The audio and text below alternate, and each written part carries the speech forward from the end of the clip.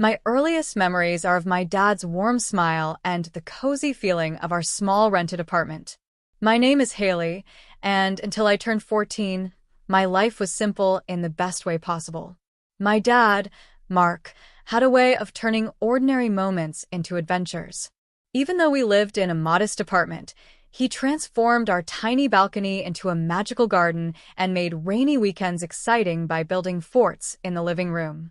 My mom, Grace, was different. She was quieter and often dreamed of having a bigger house and a more glamorous life.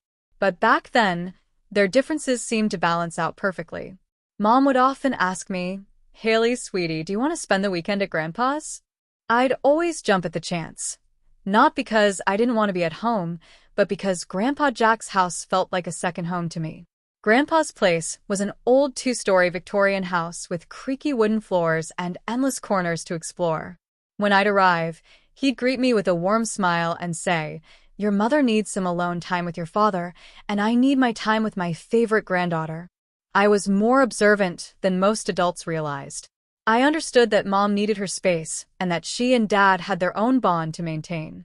It didn't bother me. If anything, it made me feel grown up. Besides, my weekends with Grandpa were special. He'd tell me stories about Dad's childhood, teach me about saving money — he was a retired bank manager — and make the most delicious pancakes. One morning, while we were having breakfast on his porch, Grandpa said, "Your mom dreams of having a house like this one. But do you know what's more important than a big house? A home filled with love." I nodded, even though I was young, because I understood what he meant. Our apartment might have been small, but it was full of love. Dad worked at an insurance company and would come home each evening with so much energy. He'd swing me around in his arms and smother Mom with kisses until she couldn't help but laugh. Moments like those made our little apartment feel huge, like nothing else mattered. But life has a way of surprising you, changing everything when you least expect it. I was 14 when Dad started losing weight fast. At first, he joked about it, saying he was finally getting fit, but his eyes told a different story. He started going to the doctor more often, and Mom looked more worried every day. "It's just a phase," Dad would say, ruffling my hair with a weak smile. "I'll be back to my old self soon." But he wasn't. The truth hit us hard. He had aggressive pancreatic cancer. It spread through him like wildfire, and in just a few months, my strong, lively dad became a shadow of who he used to be. I watched helplessly as Mom tried to keep everything together, but I could see she was breaking inside. I'll never forget the last conversation I had with Dad. He was lying in his hospital bed, barely strong enough to hold my hand. "Take care of your mom for me, princess," he whispered. "And let Grandpa guide you. He's wiser than all of us put together." The year after Dad passed felt like living in a fog. Mom fell into a deep depression and could hardly look at me. I guess I reminded her too much of him. Thankfully, Grandpa Jack became my safe place. He was my rock during the storm our lives had become. Living with Grandpa wasn't just temporary anymore. It became my new normal. Every morning, I woke up in Dad's old room, surrounded by his childhood photos and trophies. Grandpa made sure I stayed on top of school, helped me with homework, and tried his best to fill the gap left by both my parents, one who was gone and the other lost in grief. Mom would call sometimes, but her voice always sounded far away, like she wasn't really there. Her visits were even rarer, just quick stops where she'd barely look at me before leaving again. I eventually stopped hoping for more. Then, exactly 1 year and 3 months after Dad passed, everything changed. Mom showed up at Grandpa's door one sunny Saturday morning, and I almost didn't recognize her. She wasn't the sad, grieving widow anymore. She was wearing a bright yellow dress, had a new haircut, and her face was glowing with excitement. "Haley, sweetie, pack your things, you're coming home," she announced, practically bouncing on her heels like a teenager. I looked at Grandpa, confused, and he seemed just as surprised as I was. The drive back to our apartment was filled with Mom's cheerful talk about random things. It felt like I was sitting next to a stranger who only looked like my mom. But the real shock hit me when we stepped into the apartment. In our small living room stood a tall man and a girl who looked about 4 years younger than me. They both smiled nervously as Mom practically skipped over to them. Haley, meet Tyler and his daughter Alyssa, Mom said, beaming as she grabbed Tyler's arm. Tyler is my fiancé, and Alyssa will be your new sister. We're getting married soon. The room started spinning. What? When did this happen? Oh, we've been dating for a while now, Mom said, waving her hand like it was no big deal. I didn't tell anyone because, people can get jealous and judgmental. It was better to keep it private. I stumbled to my old room, barely noticing that it had been completely redecorated. My hands were shaking as I pulled out my phone and called Grandpa. He picked up right away. Mom has a fiancé, I whispered, trying to keep my voice steady. She's getting married and she didn't tell anyone. There's a man here and his daughter. Grandpa arrived within 30 minutes. From my room, I could hear him confronting Mom. Grace, how could you do this without telling anyone? Without telling your own daughters? Dad, I'm happy for the first time in forever, Mom said defensively. I've decided to move on, to live again. Mark wouldn't want me to stay stuck in sadness forever. There was a long silence before Grandpa finally replied, his voice heavy. I hope you'll be happy, Grace. Just don't forget you have a daughter who needs you too. The 4 months leading up to the wedding felt like living in a strange, twisted world. Our small apartment, which already felt tight with just the two of us, now felt even more crowded with 5 people. But the worst part wasn't the lack of space. It was watching Alyssa, my soon-to-be stepsister, take over my mom's attention. Mom, can you help me with my hair? Alyssa would ask sweetly, and Mom would drop whatever she was doing, even if she was in the middle of talking to me. The way Alyssa said Mom made my skin crawl, especially since she had only known her for a few months. But Mom didn't seem to notice. She was completely focused on Alyssa. When Alyssa mentioned she liked ballet, Mom signed her up for private lessons right away, something she had never done for me. For years, I had begged for things like a new phone or redecorating my room, but Mom always said we couldn't afford it. Yet when Alyssa complained about her old phone being slow, Mom bought her the latest iPhone. When Alyssa decided she didn't like how our shared bedroom looked, Mom took her shopping and spent hundreds on new bedding, curtains, and decorations. Your sister needs to feel welcome here, Mom would say whenever I brought up how unfair it felt. Stepsister, I'd correct her. And I need to feel welcome too. She would just shake her head and walk away. The wedding was a small event at a local venue, but Mom looked radiant and happy. I stood there in my bridesmaid dress, watching as she fussed over Alyssa's hair and makeup. She barely glanced my way. During the ceremony and reception, Mom held Alyssa's hand and introduced her to everyone as my beautiful daughter. It felt like I was invisible, more like a server than part of the family. Grandpa gave Mom and Tyler a $10,000 check as a wedding gift, which was generous by any measure. But I overheard Mom cornering him near the restrooms, clearly unhappy. Really, Dad? A check, she hissed, her face red from champagne and anger. I was counting on you giving us your house. We're a proper family now, and we need the space. That apartment is too small for 5 people. Grandpa stayed calm, though I could see the disappointment in his eyes. Grace, you're rushing into everything, first this quick engagement, now this. That house isn't just property to hand over on a whim. Besides, it's where Haley spends half her time. Oh, so now you're playing favorites? Mom snapped. No, Grandpa said firmly. I'm being practical. And maybe you should be too. I slipped away before they could notice me, but their words stuck with me. Mom had changed so much that I barely recognized her anymore. She had created this picture-perfect family in her mind, with Alyssa as the golden child and Tyler as the perfect husband. It felt like there wasn't any room left for me. So, I started spending more time at Grandpa's house. At least there, I didn't have to pretend to be happy about being pushed aside. 5 years have passed since then, and I'm about to graduate high school. Living in that apartment has been like a lesson in avoiding conflict. I've learned to stay quiet, take up as little space as possible, and spend most of my time either in my room or at Grandpa's. One evening, during one of our weekly family dinners, a ritual that felt more like pretending we were a happy family, I realized just how far things had changed. I decided it was time to share my plans for the future. I've been accepted to State University, I announced, trying to keep my voice steady. I want to study finance and business management. The room went completely silent.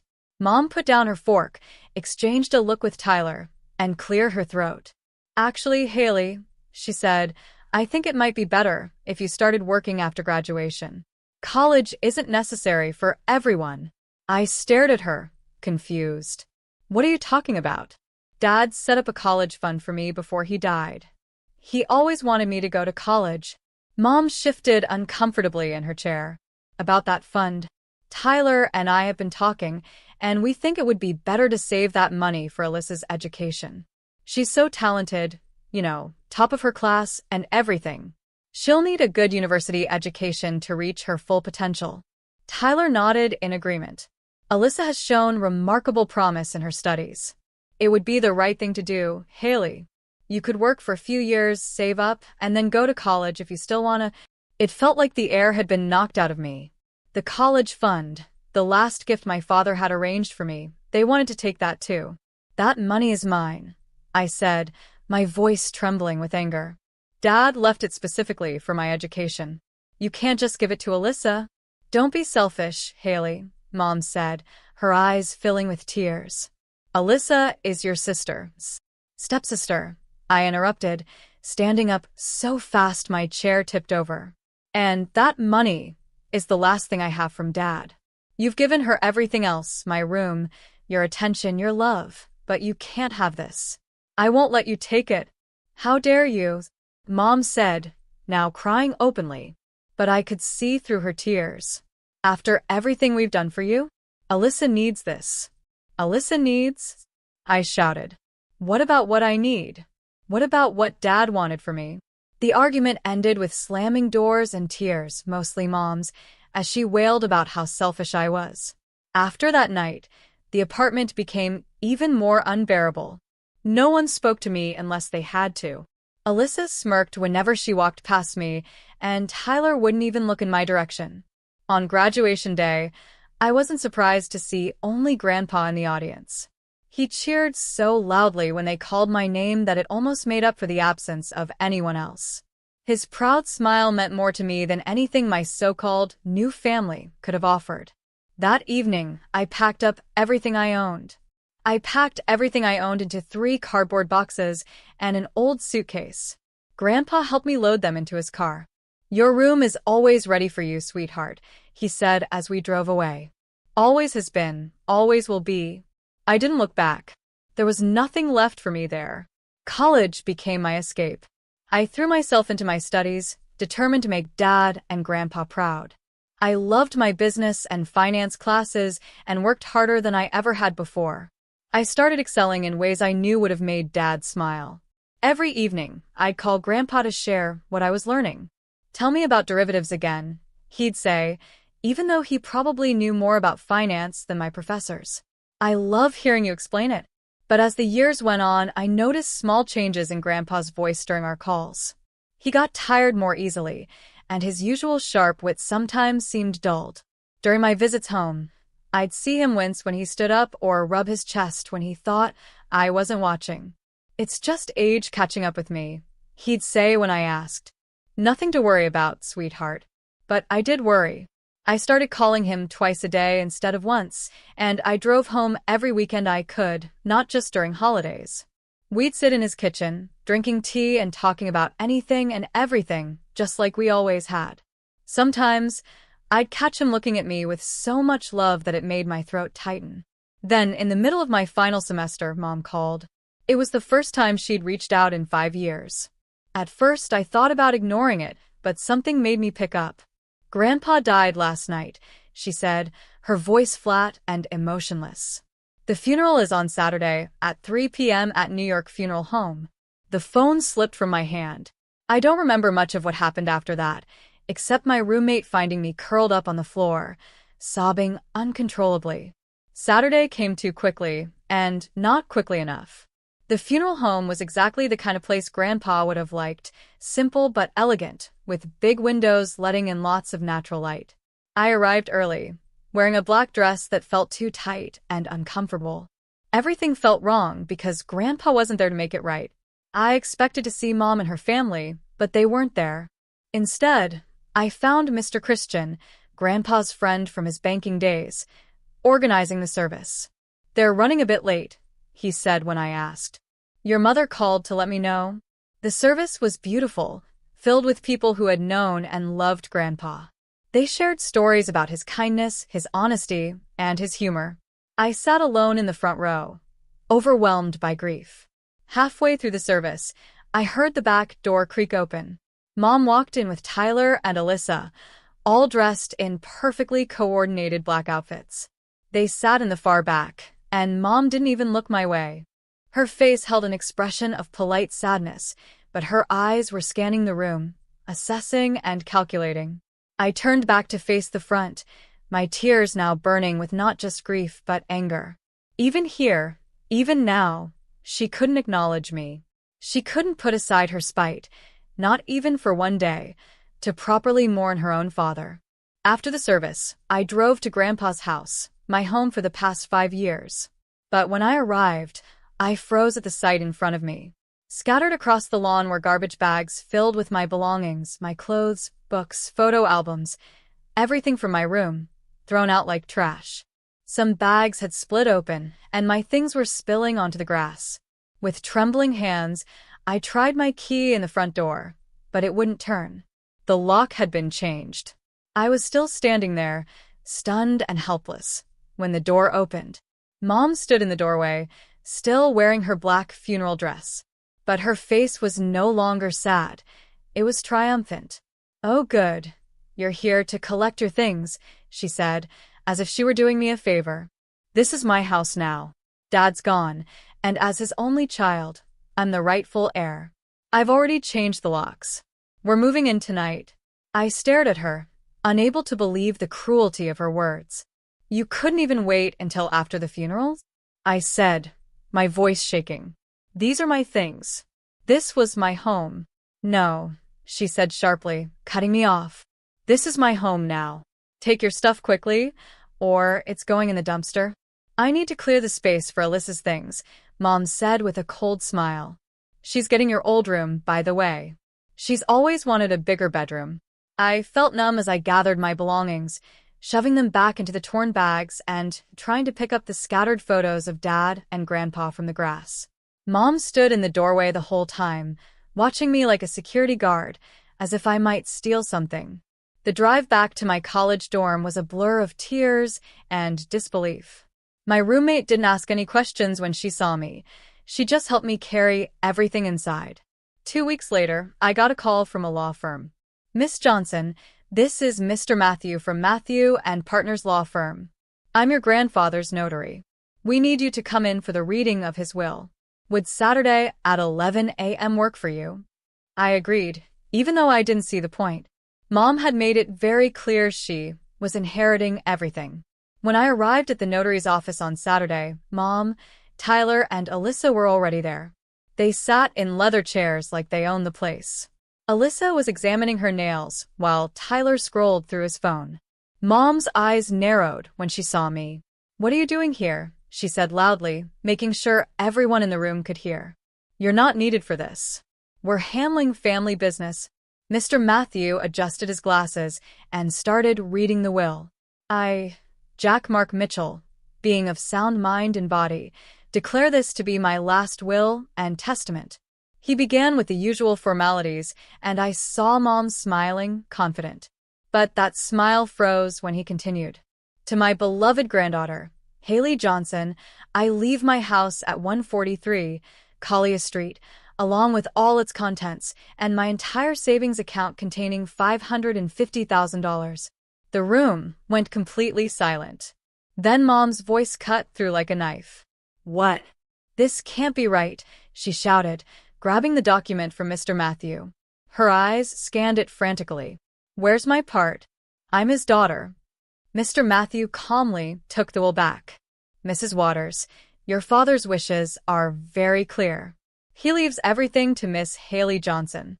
There is no provision for you in the will. This is impossible." Mom's face turned red with rage. She manipulated him. She turned him against me. "I'll sue.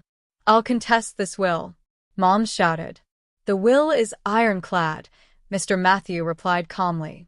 Your father had it properly witnessed and notarized 7 months ago. He was of completely sound mind, as confirmed by his doctor. Any attempt to contest it would be futile and very expensive. Mom's strategy shifted instantly. The anger in her eyes turned into tears, and her tone became sweet as honey. Haley, sweetie, please, she said, her voice trembling. We've already given up our apartment. We moved everything out yesterday. We have nowhere to go. You can't just throw us out on the street. We're family. I stood up, holding the folder Mr. Matthew had just handed me.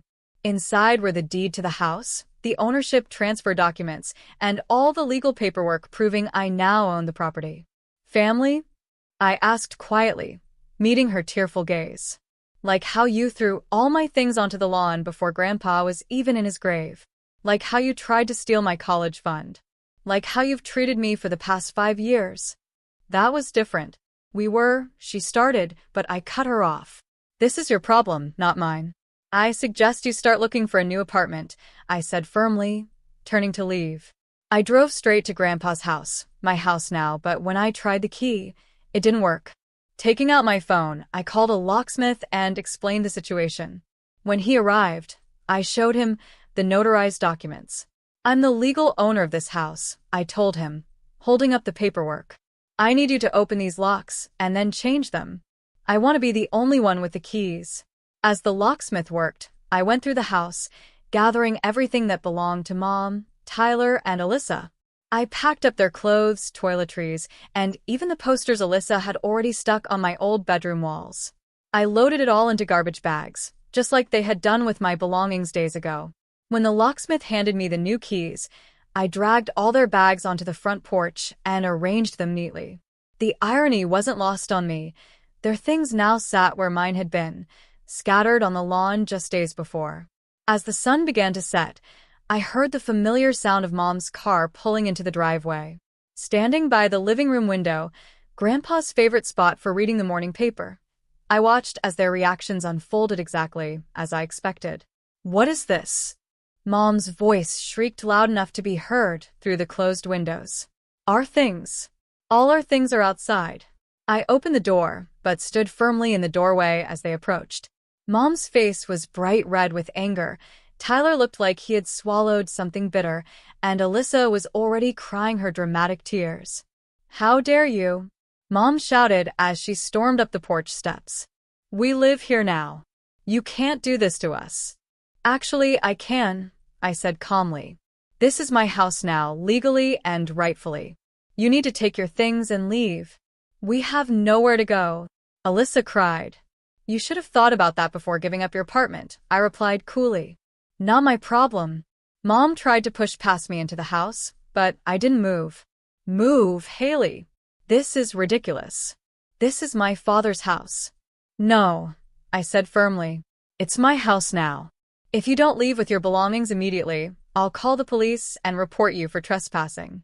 And if you don't take your bags, they'll go straight to the dumpster. I pulled out my phone. Your choice, Mom, just like you gave me a choice when you threw my things on the lawn. The next few minutes were filled with yelling and threats as they gathered their bags. Mom switched between crying and shouting about how unfair it all was, while Alyssa kept muttering that I'd regret this. Tyler grumbled under his breath about contesting the will. When they finally loaded the last bag into their car, Mom turned to me one last time. You're no daughter of mine. Your father would be ashamed of you. I gave her a sad smile. No, Mom. Dad would be proud that I finally stood up for myself. Goodbye. I watched them drive away, their car disappearing around the corner. That was 7 months ago. I'm in my final semester now, about to graduate with honors. The house is being rented to a lovely young family, and their monthly rent is helping me build my savings, just as Grandpa would have wanted. On the first night after they left, I found a letter in Grandpa's study safe. My dearest Haley, it began. If you're reading this, it means you've already dealt with your mother's reaction to my will. I'm sorry you had to go through that, but I knew Grace too well. I knew what she would try to do. You have your father's integrity and my business sense, Grandpa had written. Use them both wisely.